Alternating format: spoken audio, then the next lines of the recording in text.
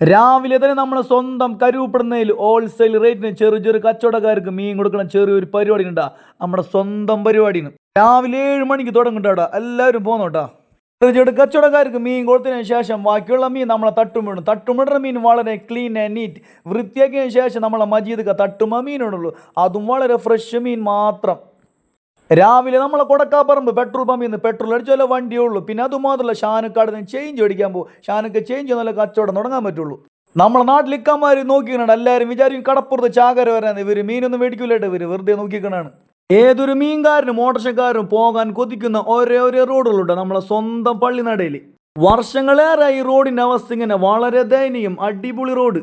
ഇത് നമ്മുടെ സ്വന്തം പള്ളിനടയിൽ ഓട്ടർഷ ഓടിക്കുന്ന റഷീദ് 30 രൂപ ഒരു കിറ്റ് നിറച്ച് കോഴി കൊടുത്ത് റഷീദ് ഹാപ്പി ഉണ്ടാ. ആള് പാവുണ്ടോ, വളരെ ഡീസൻ്റ്. എൻ്റെ കസ്റ്റമറാണ്. ഇത് നമ്മുടെ സ്വന്തം ഷിയാബ് കരുവപ്പുറം സ്കൂളിന്റെ ഫ്രണ്ടിൽ വർഷങ്ങളായി കച്ചവടം ചെയ്യുന്ന നല്ല അടിപൊളി ഐറ്റം തോന്നും. ഷിയാബ് കടകളിൽ തരുന്ന സാധനം നല്ല സാധനമായിരിക്കും. ഇതെന്റെ സ്വന്തം നാട്ടിൽ ഇപ്പോൾ വളർന്നു വരുന്ന ഫ്രീക്കന്മാർ ഇപ്പോഴത്തെ അവസ്ഥ ഇങ്ങനെ ഉണ്ടാ.